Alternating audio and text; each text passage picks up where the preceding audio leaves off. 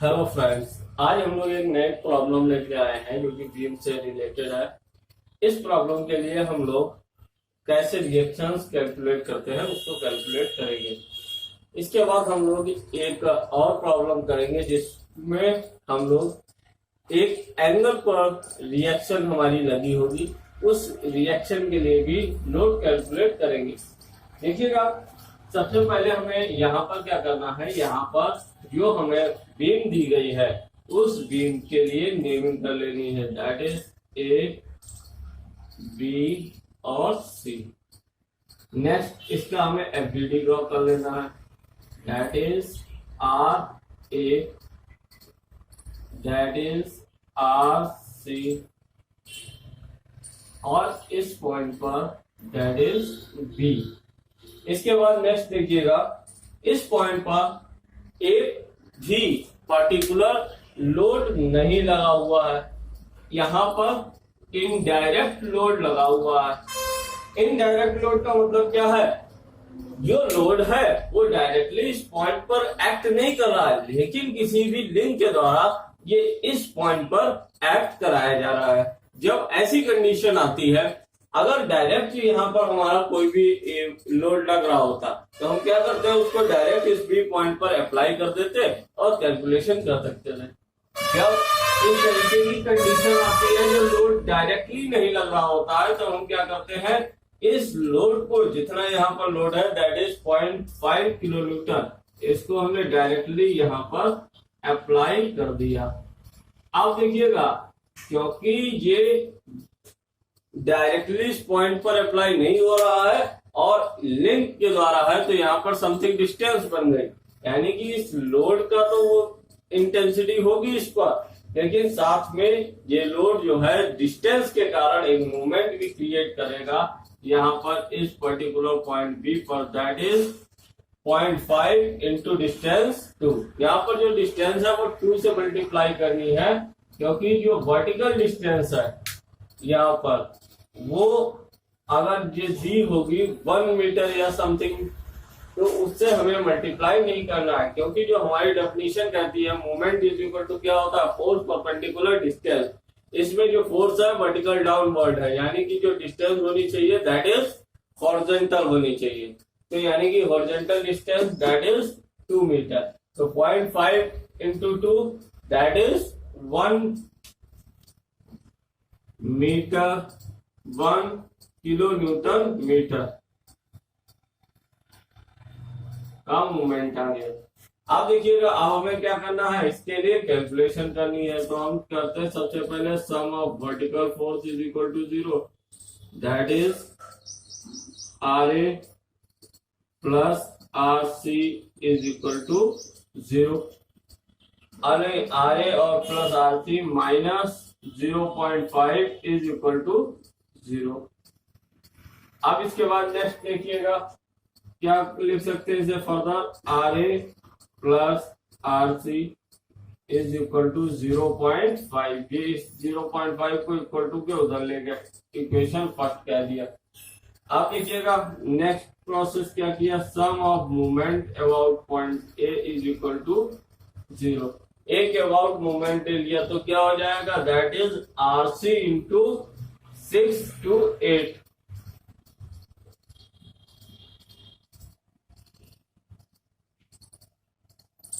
अब देखिएगा next 0.5 into distance 6।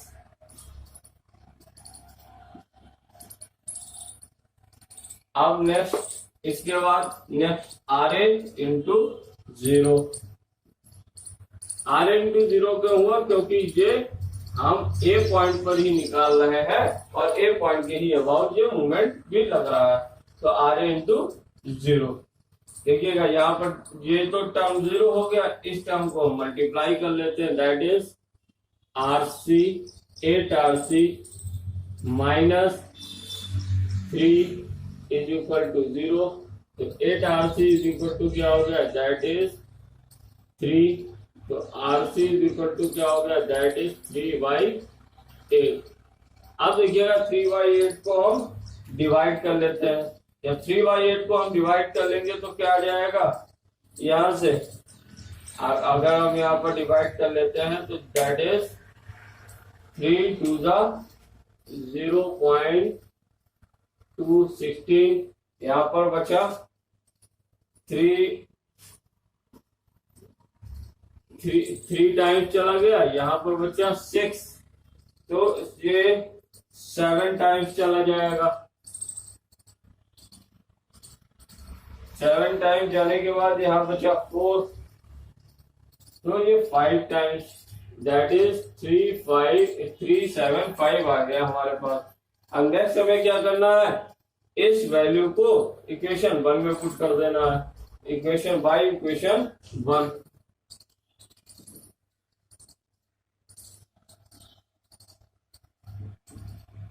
देखिएगा that is RA plus 0.375 is equal to 0.5। आप देखिएगा इसको हम यहां से रफ कर देते हैं आगे का, that is RA is equal to 0.5 minus 0.375, that is 125। तो ये आ गया, RA की वैल्यू आ गई 0.125।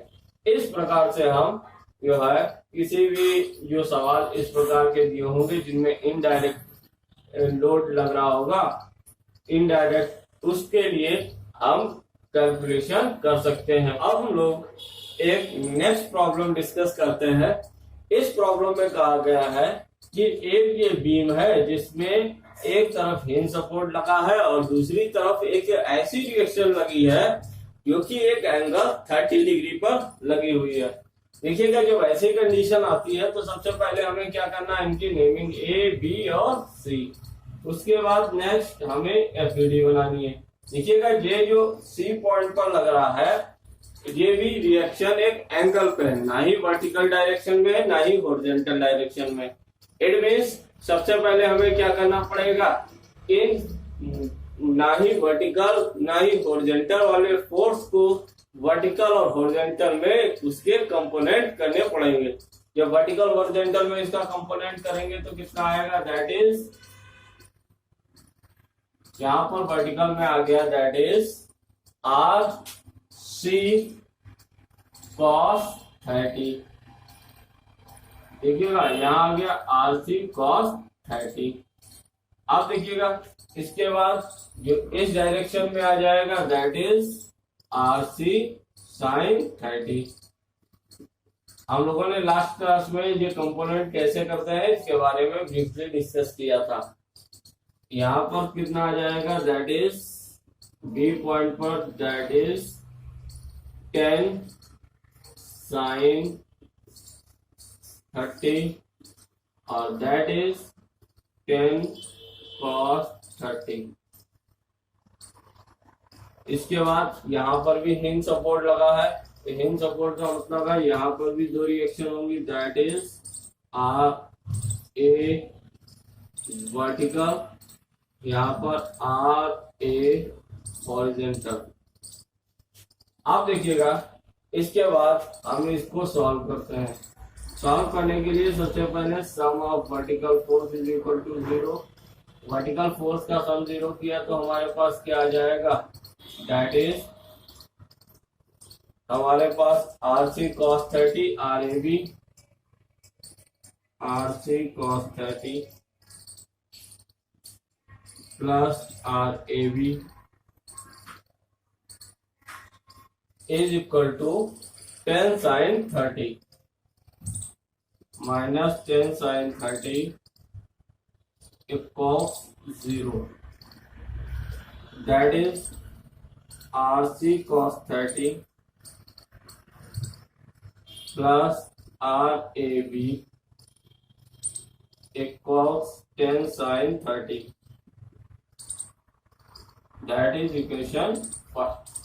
अब देखिएगा इसके बाद हमें क्या करना है, इसके बाद हम हॉरिजॉन्टल फोर्स का सम 0 कर लेते हैं। Sum of horizontal force is equal to 0। Horizontal में देखिएगा एक RAH है, एक RC sin 30 है और तीसरा जो फोर्स है दैट इज 10 sin 30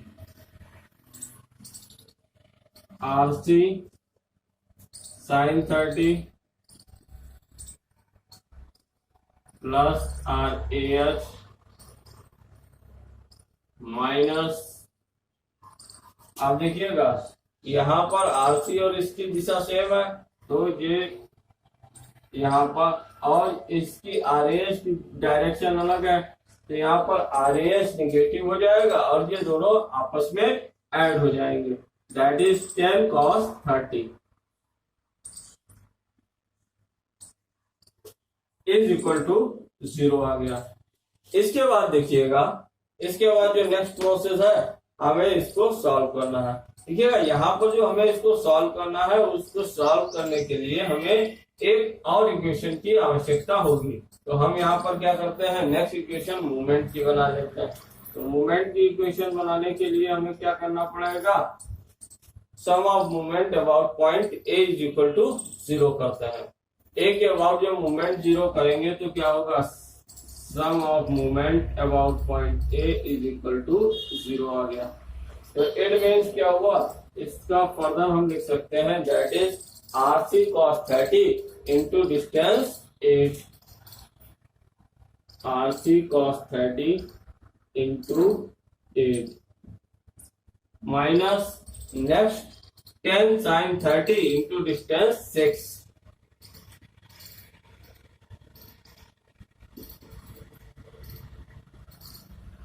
आप देखिएगा इसके बाद कोई फोर्स लग रहा है, इसके बाद RAB लग रहा है, RAB ए पॉइंट पे ही लग रहा है, ए पॉइंट पे ही मूवमेंट कैलकुलेट कर रहे हैं तो दैट इज इक्वल टू 0।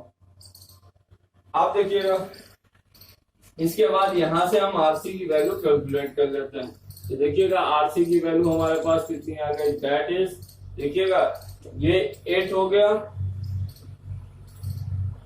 और cos 30 0.866 minus 10 into 0.5 into 6 is equal to 0।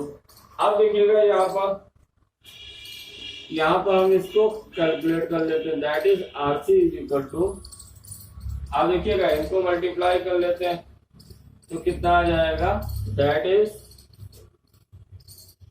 848 का 8 कैरी लगा 4, 48 52 का 2 कैरी लगा 5 और 64 69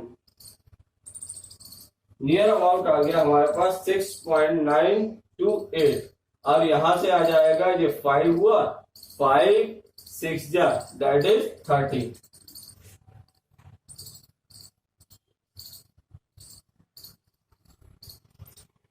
तो it means RC is equal to क्या आ गया, दैट इज 30 और इसको हम नियर अबाउट मान लेते हैं, ये जो नियर अबाउट 7।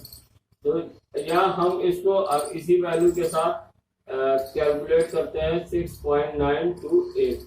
इसको हम कैलसी की सहायता से कैलकुलेट कर सकते हैं और यहाँ से RC की वैल्यू फाइंड आउट कर सकते हैं। अब हम इसकी वैल्यू कैलकुलेट कर देते हैं, हम यहाँ पर रफ कर देते हैं और इसकी वैल्यू हम कैलकुलेट करके यहाँ पर लिख लेते हैं। देखिएगा यहाँ पर जो इसकी वैल्यू आ गई दैट इज इक्वल टू कितनी आ गई, इसको हमने कैलकुलेट कर लिया 30 divided by 6.928 that is equal to RC is equal to हमारे पास आ गया दैट इज 4.33 किलो न्यूटन। आप देखिएगा इसके बाद क्या करना है, ये RC की वैल्यू आई है, इक्वेशन 1 में पुट कर देते हैं, दैट इज RC cos 30 यानी कि 4.33 cos 30 plus RAB equals 10 sin 30। sin 30 की वैल्यू 0.5 होती है तो यहाँ 10 sin 30 दैट इज 5। अब देखिएगा इसके बाद हम इसको कैलकुलेट कर लेते हैं, cos 30 की वैल्यू 0.866 होती है और 4.33 का मल्टीप्लाई करेंगे तो दैट इज 3.75 आ गया हमारे पास और plus RAB is equal to 5। इसके बाद इसको उधर ले जाते हैं, that is R A B is equal to 5 minus 3.75 equals 1.25 kilo newton. इस प्रकार से 1.25 किलो न्यूटन हमारी वैल्यू आ गई, that is R A B की। अब इसके बाद हमें नेक्स्ट वैल्यू निकालनी है किसकी? नेक्स्ट हमारे पास बची वैल्यू, देखिएगा यहाँ पर जो है हमारे पास आर सी की वैल्यू आ गई, आर ए एच की वैल्यू बची है निकालने को। तो हम क्या करेंगे, जो आर सी की वैल्यू आई है वो सेकेंड इक्वेशन में भी पुट कर देते हैं बाय इक्वेशन 2। देखिएगा सेकेंड इक्वेशन में पुट कर देते हैं, दैट इज आर सी की value 4.33 into 0.5 minus R A H और plus 10 cos 30, that is 10 cos 30, जब दैट इज cos 30 वैल्यू 0.866 और इंटू 10 दैट इज 8.66 इक्वल्स 0। अब देखिएगा यहां से हम इसको कैलकुलेट कर लेते हैं, तो ये कितना आ गया 2.16, इन दोनों को मल्टीप्लाई कर दिया, minus R A H plus 8.66 is equal to 0। अब हमने क्या करना है, इन दोनों वैल्यू को ऐड कर देते हैं, आर ए एच को इक्वल टू के देखिएगा इसमें दोनों वैल्यू ही पॉजिटिव है, आर ए एच एक ओनली वैल्यू है जो कि निगेटिव है, तो आर ए एच को उधर ले जाते हैं, तो that is R A H is equal to 8.66 plus 2.16। देखिएगा 6 6 12 का 2 कैरी लगा 1, 6 1 7 1 8 का 8 कैरी लगा 0, 6 2 10, तो ये आ गया 10.82 किलो न्यूटन। ये हमारी तीसरी वैल्यू आ गई। इस प्रकार से हम कोई भी वैल्यू जो है रिएक्शन की हम कैलकुलेट कर सकते हैं। पहली वैल्यू आ गई 4.33, दूसरी 1.25 और तीसरी 10.82। इस प्रकार से रिएक्शंस की किसी भी वैल्यू को हम कैलकुलेट कर सकते हैं।